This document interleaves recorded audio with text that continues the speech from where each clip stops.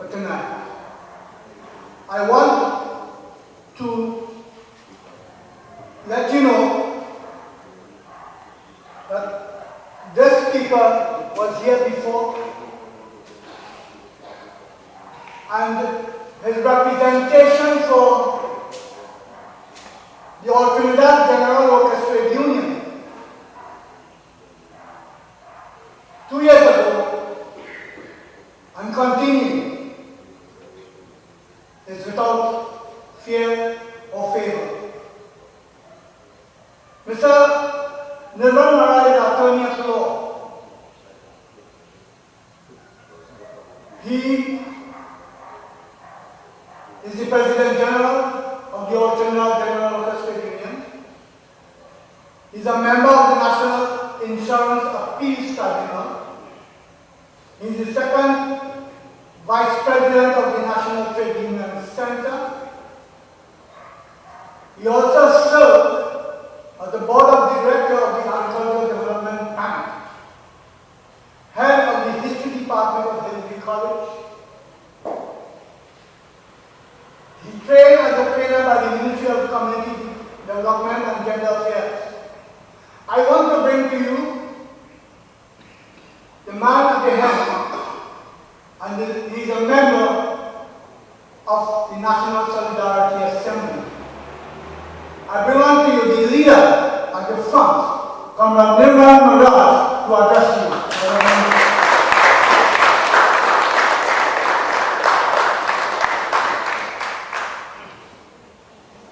Thank you very much, Mr. Chairman. Good evening, brothers and sisters. Today, a government minister lied to the public. A government minister had the audacity and the impunity to say to the public that the All Trinidad General Workers Trade Union was spreading false and misleading information. Well, I will tell you what the facts are, and you will need to judge for yourselves. For 2 years, we have marched in the sun and the rain. We have begged, we have pleaded, we have demonstrated. And we would have asked this government to take care of their own, to take care of their people, and to take those who would have take care of those who would have supported them for generations. And the response of this government has always been the same: that I'm lying, that I'm not speaking truth, and that we are attempting to fool the ex-colony workers. Brothers and sisters, there are still 5,800 ex-colony workers who are still to receive their residential plus. And that is a fact. There are still thousands to receive their agricultural plus. And what the government has begun to do is to expedite the preparation of leases in order to give out these leases before the next general election. But what will happen is that you are going to get a lease, you won't know where your lands are located, and you will not be able to access your lands. It is a deliberate plot and a deliberate conspiracy by several persons in authority to ensure that these lands that have been allocated to you, these lands that are supposed to be yours, that are supposed to be left for your generations to come, that these lands will end up in the hands of businessmen and interlocking directory of businessmen and government ministers. So what they have done is to deliberately hold back on the preparation of the lands. They have decided to hold back on infrastructural development. So when you get that lease in your hand, you can't do anything with it. When they come to you and tell you they will offer you $140,000 for the lease, you will have no choice, because perhaps you need the money, and I can't tell you don't take it. You will sell the lands. And when you sell those lands for $140,000 in 4 years' time, those lands could become commercial lands worth millions of dollars. And so I have been telling ex-colony workers, I can't stop you because you may need it. But when you get that check, and you go to the bank and you deposit that in the bank, know that your own government would have cheated you because they didn't do what they were supposed to do to allow you to use the land to earn a living. Remember, ladies and gentlemen, these lands were your severance package. They were supposed to enable you to earn a living after the shutdown of the sugar industry.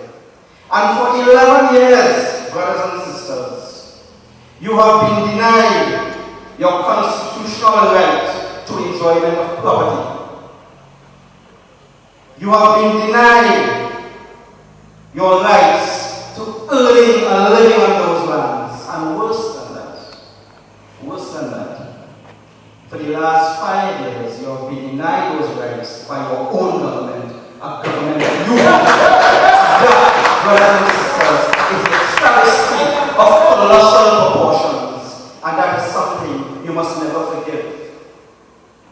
You see, the DRC judgment of 2007 said 2 things. And I'm not going into detail, but I want to tell you what it said very quickly.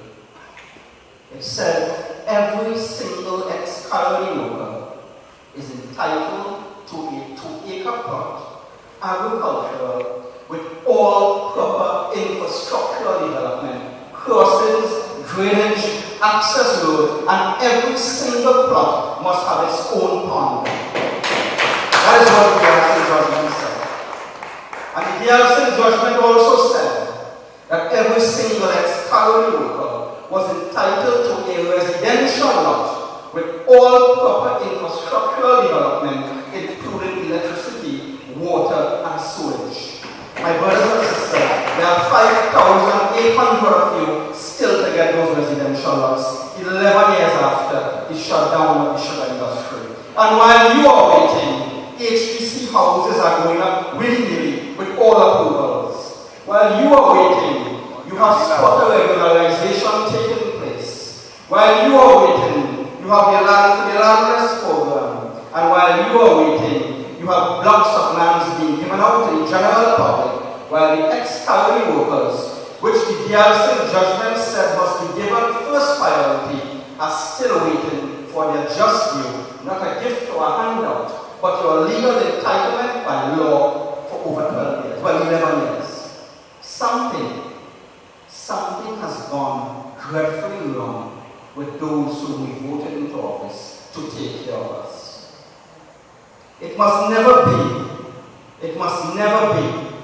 that those whom we trusted have turned their backs on us. You cannot tell me that every single group in this society is enjoying the benefits of the government, but the ex-colony workers are still waiting 11 years. Something has gone dreadfully wrong.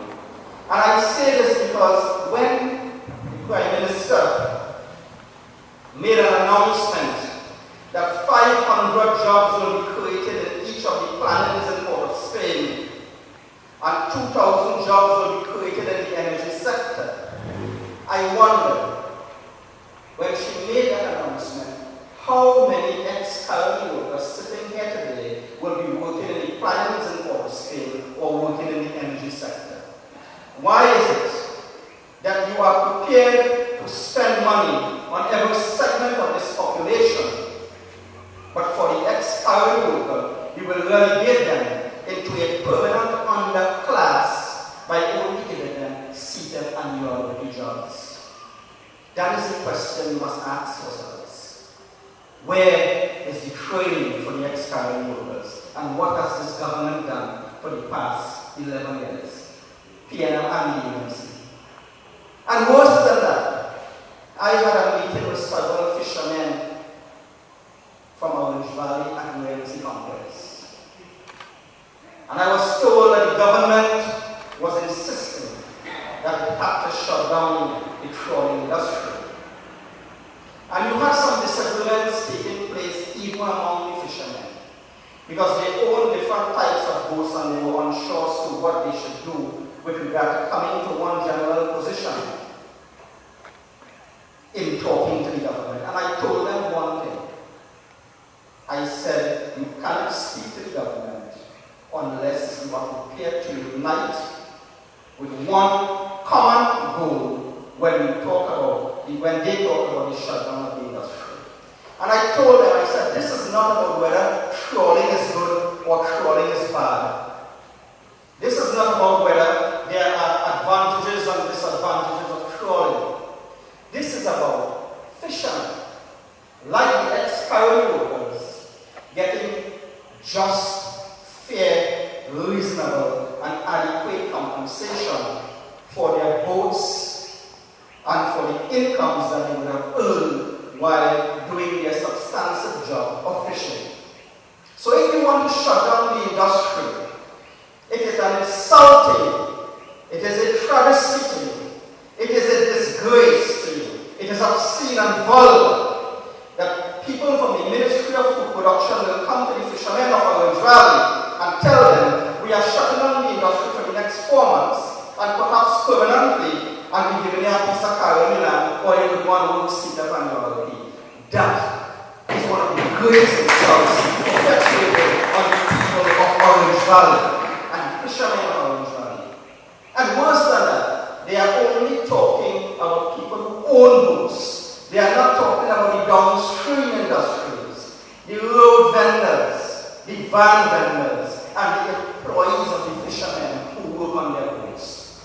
So you have to ask yourselves, in Orange Valley, what is really happening? What is this government really doing?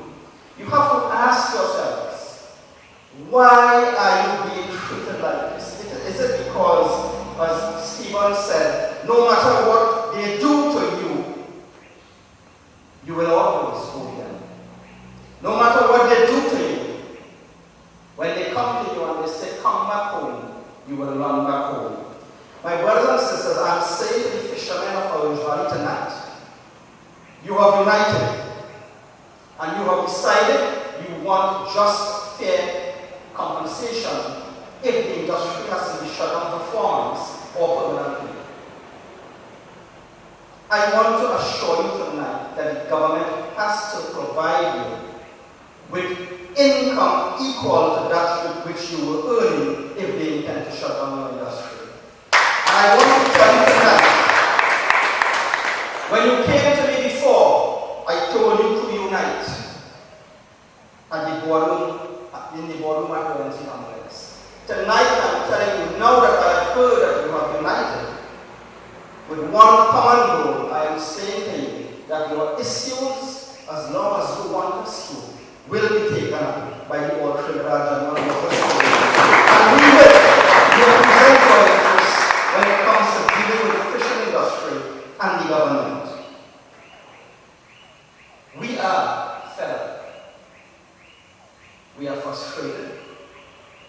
And we are asking ourselves what is to be done. How could a government which would have spent $300 billion since 2010 still have people waiting for over 11 years? How could a government which have already allocated $350 million for Carnival in 2015 have the ex-colony workers waiting for 11 years, and on top of that, coming to Orange Valley and telling the fishermen, take a seat upon a UMP contract or job and give up their trawlers and thousands that you make? How can a government do that? And I keep saying it over and over, how could a government spend $340 million in the Colony Orange program, or give a soca artist $10 million to produce a CD, or give a chutney soca and a soca artist winners $2 million each, and spend millions of dollars on GSIL programs and public relation gigs, billboards, $55 million for churches, live sport. How could a government do this? And its own constituents, the people who would have supported it for generations, are still waiting to get what is due to them.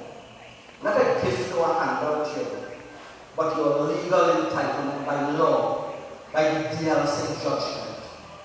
That, my brothers and sisters, you must ask yourself. How many times did any of your members of parliament, Ramona Rambial, Rujanagin Singh, Glenn Yamada Singh, Neela Khan, Nizam Bach, Stacey, how many times have any one of these people stood up in the public or in parliament and articulated the issues of ex-colony workers or their own constituents? How many times? How many times Abu Hurairah Singh or Mona Lambial had the guts to stand up and say, ex-colony workers have been waiting for 11 years and the time has come to take care of them now? Instead, you know what happened? And I keep saying it. A cabinet minister sat in my office. And when I told him, I said, listen, you have to take care of your own people. These are the people who have supported you for generations. Give them the land. Let them earn a living off of the land. That cabinet minister turned to me and said, what will them people do with land? What are you talking about? You. And these are the people who you would have voted into office. And these are the people, if they come around here today, some of you will learn with Mara and Turway and Lota and Sahaway. And these are the same people who say, what will them people do with land? You. My brothers and sisters, you have to think. You have to think. You have to ask yourself, why is it that they feel that they have a divine right to your support? Why is it they feel that because your hair is straight, no matter what happens, you will vote them? Why is it they think they can put on a coat or a sari and go in a temple on Shivatri night? And when they even they wind up the glass and the black clouds so that they can't see outside, I think you will vote them because they have no sari or coat. My brothers and sisters, I want you to remember that you cannot take race. You can't take race. And you can't take the word Hindu. And you can't take the word Muslim. Or you can't take the word Indian and go medical associates with it and get served free. You can't really go straight and say I'm an Indian or Hindu, so give me what you shall have. It doesn't work so. I am saying to you tonight that the time has come when you must say enough is enough, and you must demand your just renown. You must tell them not to forget the people who got up at 3 and 4 and while other people were sleeping, they were in fields toiling away. You must tell them about your women and your sisters and your mothers who worked day after day in fields to build a life for themselves. You must tell them about the days you slept on pile and you put in chula and you live in leafy houses. You must make them remember that. You must make them remember your women dragging 45-pound chains in the sugar industry. You must make them remember that. Because they seem to forget where you come from and they seem to forget where they have come from. You must make them know that you never depended on political patronage or handouts to survive. But when you came home from the cane fields, you went in your kitchen garden, and whatever you produced, you put it outside on a table and you sell it, and for every penny you earn, you save 1 cent to send your children to school and build a house. You have to make them remember these things, because they have forgotten. They have forgotten. They forget, you know. They forget that for 6 months of the year you took credit to survive. And when they get work, you use that money to pay off the 6 months you take credit for. They forget. And you must make them remember. They forget that in 1934 you were the people in this country who shut down the sugar industry. 15,000 sugar workers marching on the streets in 1934, demanding their just due. Don't let them forget 1961, when the voting machine developed in this country, when you were the victims of the worst forms of discrimination. Don't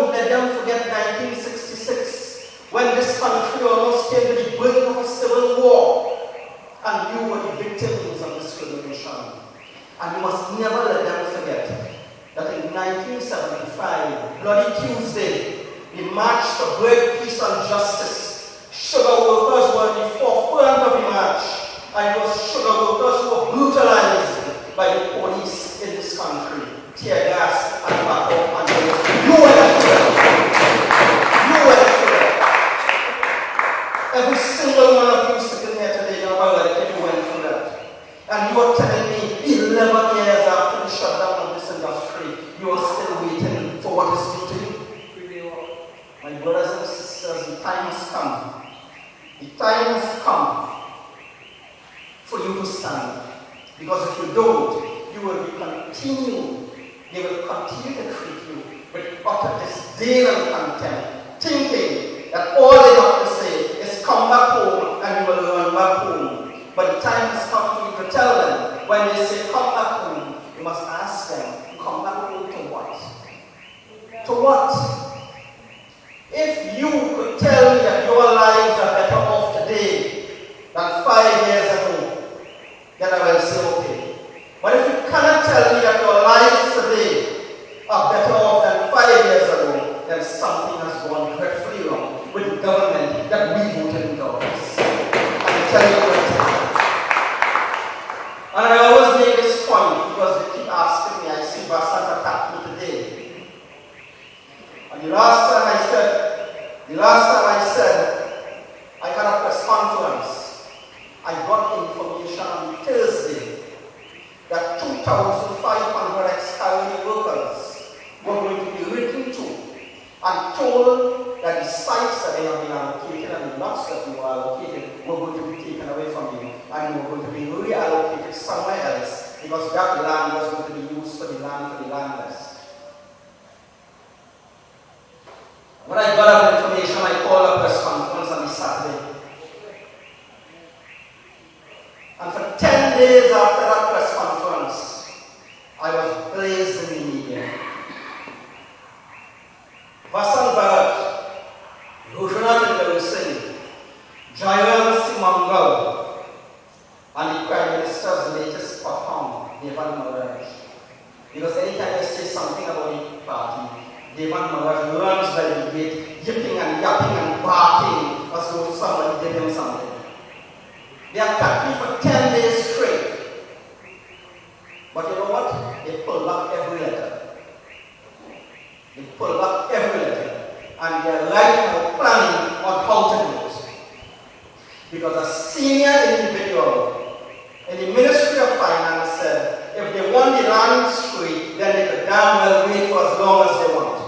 Because we want them to wait. And they decided to take away Cedar Hill, Picton, Hermitage, Exchange, Bocaro, Connector Road, Orange Field. They decided to take away those sites from the ex-colony workers and give it to land for the landless.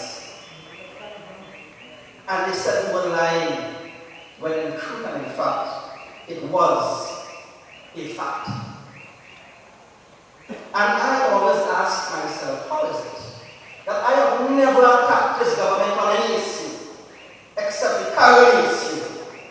But anytime I raise my voice and I say, take care of your own people, they attack me as though I am doing something wrong. When I say, take care of your own supporters, you attack me. When I tell you, take care of those individuals who would have given their blood and their sweat and their tears for you, who would have come to the pavement for you, who would have supported you for generations, you attack me as though I'm doing something wrong. You have to ask yourself, what is happening? And then in the latest, I said that Orange Field attacked me for attacking the UNC. And I told them I can attack the UNC anytime I want. Because while you were in Central Trinidad, waving banner and flags and campaigning in Cuba North and Cuba South, as a teenager, I grew up on the Express Corridor as a teenager. I've been living in Cuba North for the past 16 years. As a teenager, I campaigned in Maloney and La Porta and the Congo and Sherwood Park. We are the ones who took Basel Pandey for the first time in the Levantine. And while he was in the car in front, you had a jeep behind with 4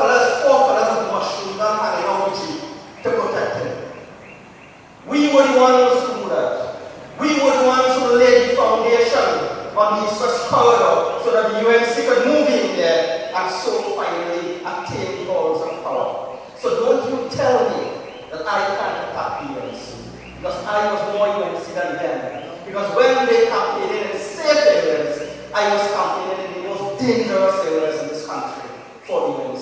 So they have to be ashamed, and it's a disgrace for them to tell me about attacking the UNC or talking about the UNC. I have earned the right to talk about the UNC. I have earned the right. If they are not doing what they have to do for their people, I have earned the right to say so. And so, brothers and sisters, as I close, I want to tell you, the time has come. The time has come in this country for you to unite together, ex-colony workers. You must understand the political power that you hold in your hands. You must unite together as a band of brothers and sisters. And you must say to the government by a show of force that you are fed up, you are frustrated, and if you want us to support you, then you must support us. The time has come for you to tell the government that. And when people ask me, why have you entered into the political arena?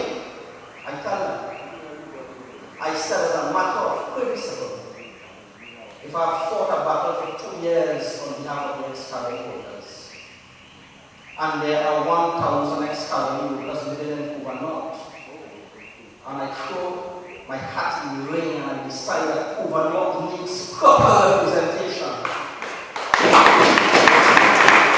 I decided I am going to make an attempt to give Cuba North proper representation, and I get 1,000 votes out of 27,000. I lose my deposit. I will still know that the people that have been fighting for the last 2 years have supported me. I've told them to continue struggling on our behalf. Because you see, brothers and sisters, I am not a PNM, and has never been a PNM. In fact, I have attacked the PNM over the last 2 years consistently. And when the PNM show you ingratitude, and when the PNM attack you, and when the PNM come after you, they are the enemy. That is their duty, and that is their responsibility as they see it. But when you are betrayed by your own, when your own show you ingratitude, then that is the worst sin of all. Those who voted for and those who placed in the office to take care of you, when they show you ingratitude and they turn on you, then something has gone on. You must not let them forget that. Building roads or paving roads and building box drains. And when they pave a road and they build a box drain, they expect you to run with them. Let me tell you something here tonight. Paving roads and building box drains is the duty and the responsibility of every government. You are taxpayers, and they are supposed to do that for you. They are not doing you a favor. And I want you to know that they're collecting $3,000 a month, plus allowances, to do that for you. So they're not doing you a favor when they pay for a road or build a box drain. You must ask them, how much time did you stand up in Parliament or the public and talk about all these things? How much time did you say that the people of Cuba North, the ex-colony workers, have to get what is due to them? And if they can't answer you, if they didn't have the guts and courage to stand for you and to work for the vote that you put for them, then they are not worth it. I am telling you that tonight. You need people who can represent you and who will